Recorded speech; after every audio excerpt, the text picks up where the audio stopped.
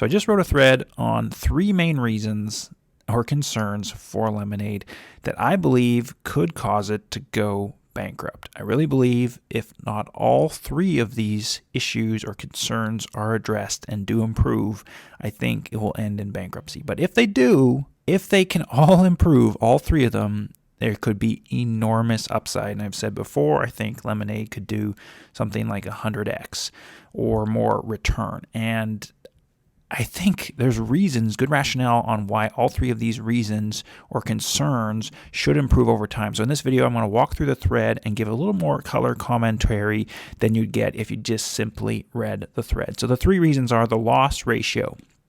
It's too high. Talking with other analysts at the investor day, hearing from other analysts through Twitter, this seems like the biggest thing that people are concerned about. Why is the loss ratio still too high, jumping up to 94%? Okay, so loss ratio is too high. Also, customer churn is too high. It's not something that Lemonade releases, but I have been tracking customer churn myself, and we'll talk about that. So why is that too high? Why that could change? And then the third is operating costs are, you guessed it, too high as well. So can those come down as your operating costs as a function or as a ratio of your premium?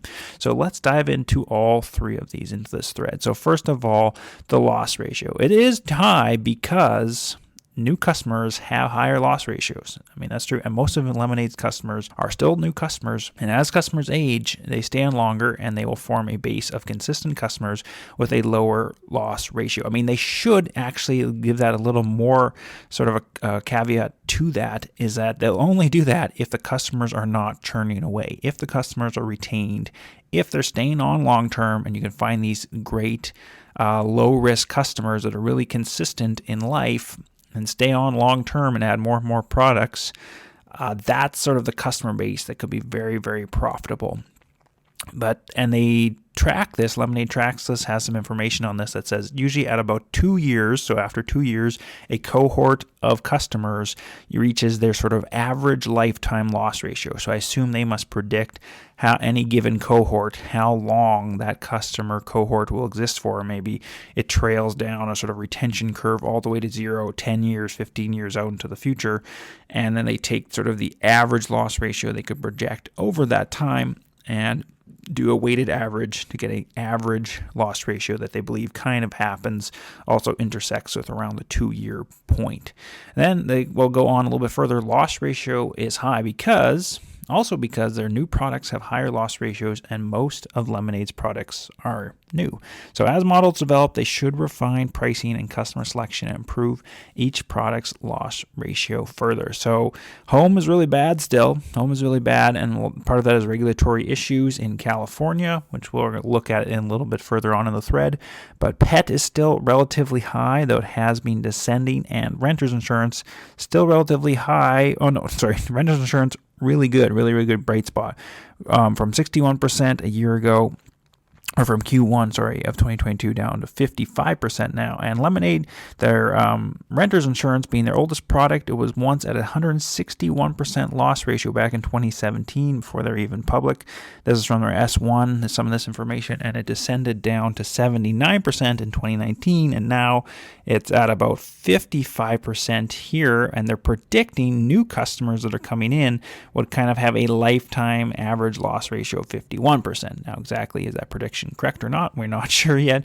But that is very, very good for renters, is sort of one sign that hopefully the other product lines, as they develop, as they have more time, as they have more data and more claims history, they could then refine those products further and get the loss ratios down into that 75% range or lower. And loss ratio is high also because regulators are slow to approve price changes. So California in particular has been slow to approve changes for home and car, which means prices are lagging behind where they should be. In the meantime, Lemonade is pulling all growth out of Cali. So in the meantime, they're just shutting down new growth in California and not even offering home insurance there. That's going to hurt Some of their existing customers may leave because of that, but they really have no choice when they can't change your pricing structure fast enough because regulatory approval is too slow. So obviously they're doing whatever they can from a regulatory standpoint to improve that, and it should improve over time.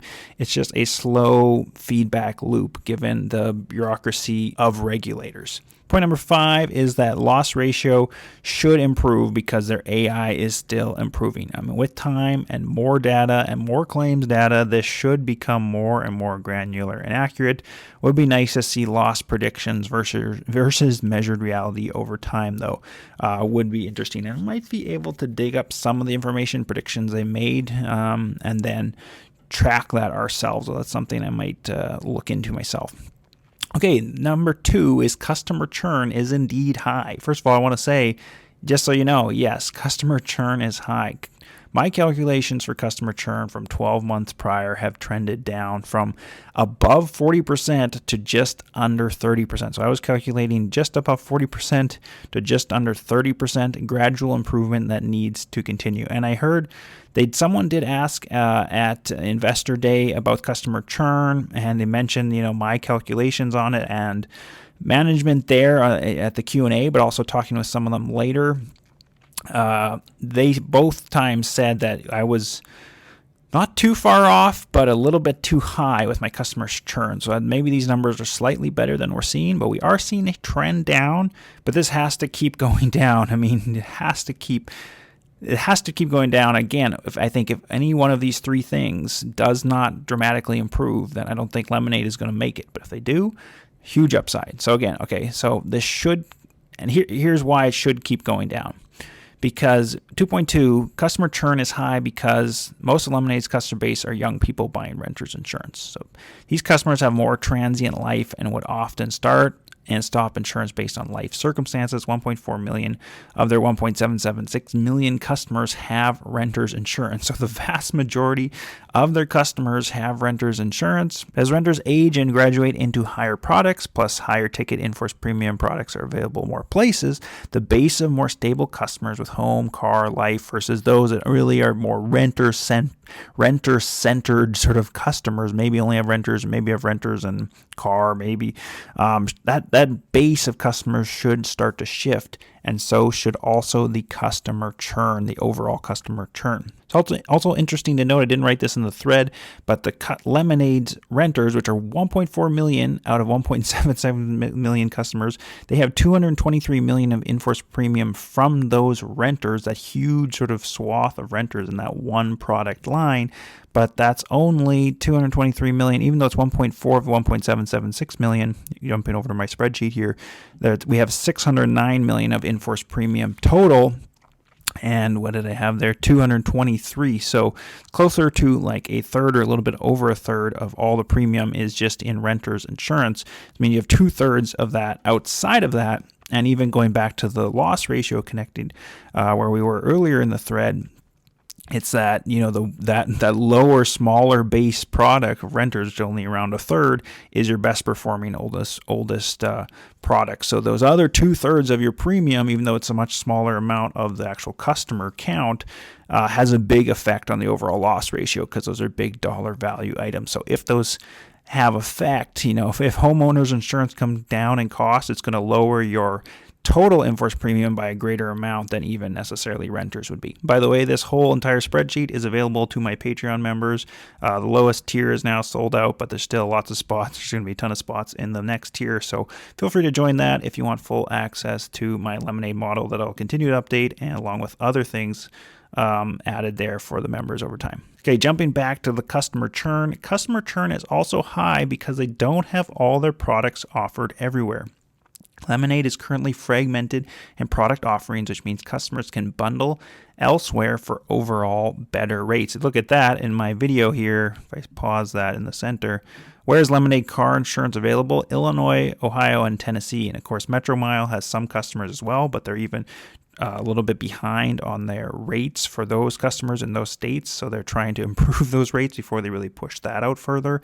So they kind of have some fragmented issues here that if they can solve, and just now do the easier part of putting all the rates in all the places, or all the product offerings in all the places they could be available, could have really, really positive effect on customer churn. And in fact, Lemonade has a wait list. This is huge. Has a wait list of 300,000 customers. 300,000 customers who are waiting for their car product, and many of these customers will loyally bundle and stick with Lemonade once they're able to. That's 300,000, and they only have 1.7 some million customers in total right now. So I mean, many of those would like to also have car and bundle it on, just tag it on immediately, and would also then become lower churn customers. And of course, some of those 300,000 would just be new customers that might get car and maybe their homeowner's insurance or the renter's insurance or whatever it is, condo insurance, together with Lemonade.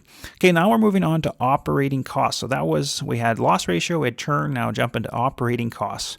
They're also too high. And operating costs have declined over time, but they're still too high.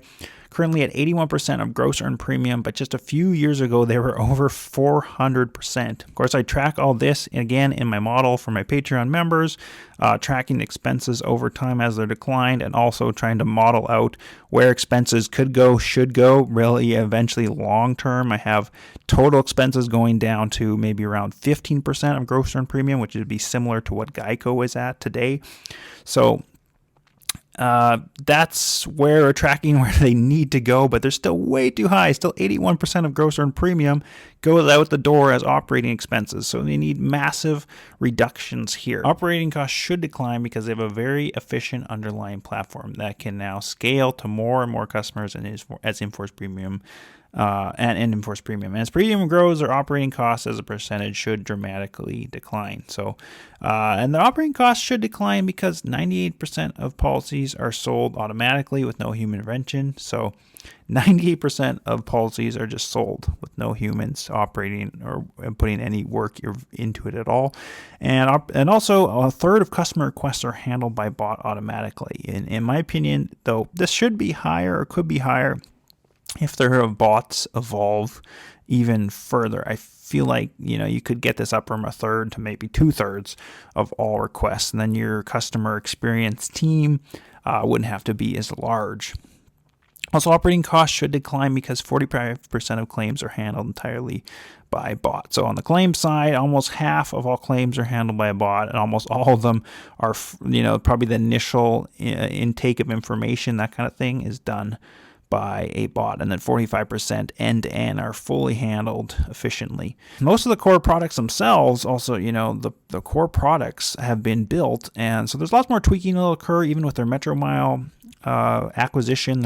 I'm sure there's a ton of work there, integrating the two teams, integrating the two products into one product, but the total, tech development cost should steadily decline as a percentage of premium. So in conclusion, if the loss ratio, the churn, and operating costs don't all improve, I do think Lemonade will fail. Like, if it's sort of three sides of a stool. If one of those things, if your loss ratio just is high, you're still not going to make money and turn profitable. If your churn is really high, you're not going to have that base of nice long-term customers that become really profitable, and you're also just always spending money to bring in more customers.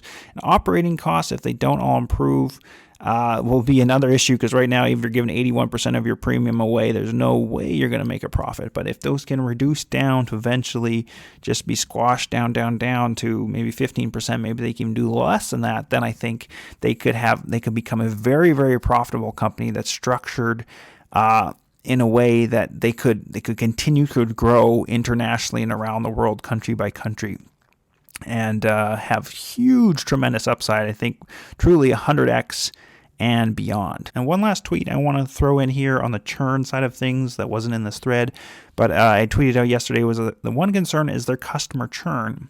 And Lemonade would be really cool, because I know they could track this. It would be really cool if they could release data on a churn customer cohorts. In other words, if you look at any given quarter and you say, hey, 100,000 people this quarter, or whatever the number is, they all churned, or 50,000 or whatever it is.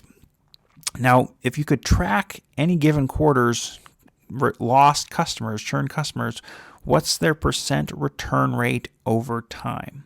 And that would really help track, how many customers were leaving and then returning. So you don't even have to give figures or actual numbers, but I mean, it wouldn't look as clean as this graph, but I'm kind of suggesting you have Q2 2021 and you track them, plot that over time, quarter by quarter, what percentage of those customers are returning. And then given enough data, enough plots over time, you might see the customers, it might even see a more positive increase at a certain point in time. And given enough time, you might start to see a positive sort of trend where the curves bend upwards and are increasing in their rate, or their slope is increasing as there's more products, as all the things we just talked about for churn, as there's more products in more places, and as customers get older. You can follow me on Twitter at PaperBagInvest. Again, Patreon will be linked there as well. And thank you so much for watching. Let me know in the comments down below what you thought. And remember, it's in the bag.